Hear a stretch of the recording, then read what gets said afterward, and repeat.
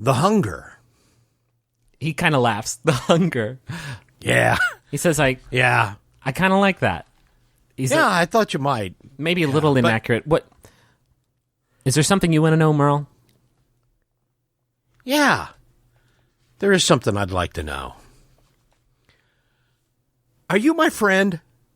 Not what I was expecting. But very fucking good. Give me a minute. I'm reeling a little bit. The smile drops from his face.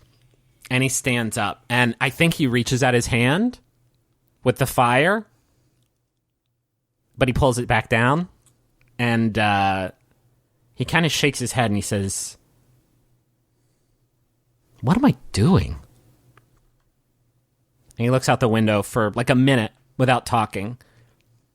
And he turns back to you and says, to have friendship, Merle, it requires you to love someone and be invested in your shared happiness. And these things, Merle, friendship and love and happiness, they're all so small. In the grand scheme of things, Merle, they last a second. And I just don't...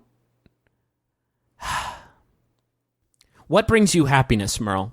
I know that the game is over, but what brings you joy, Merle? Please, give me this freebie.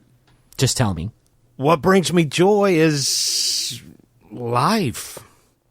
I think you can find joy anywhere in life. I think it's a conscious choice. I think you choose joy in life. And no matter how bad things are, no matter how crummy, no matter how dark, no matter how many times some guy named John kills your ass, He chuckles.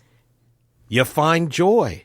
I've found joy, honest to God, getting to know you. I've found joy playing chess with you. I haven't enjoyed, getting my ass killed, but I find joy whatever I do. I don't always do things right, and I don't always do things smart, and I don't always do a character voice.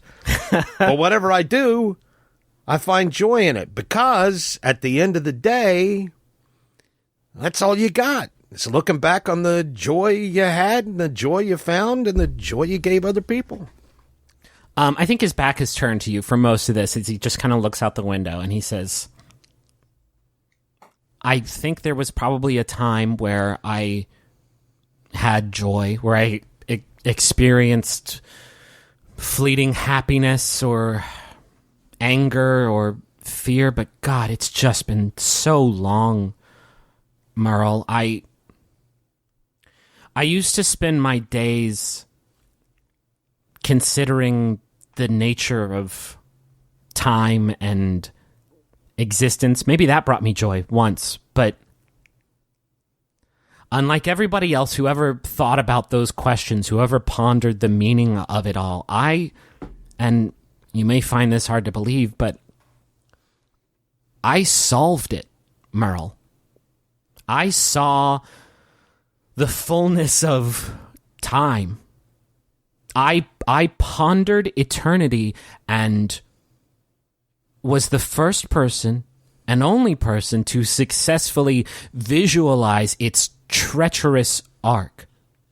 He sits back down across the chessboard from you and he says, you're a man of the cloth, Merle. Certainly you've wondered too about what awaits our consciousness after death, and he laughs. He says, what am I saying? I've given you a first-hand experience a few times in this very room. And he says, perhaps for some people who think about it, there's nothing but infinite oblivion, the eternal erasure of your consciousness. Or for some, it's eternal life in their God's glorious kingdom, or eternal cycling through all the inhabitants of their world. Any of these options, Merle, any of them are just erasure or contentment or revival. Any of them are fine as abstract concepts. But eternally, Merle, eternally, you can't possibly conceive of the length of eternity, Merle. I have.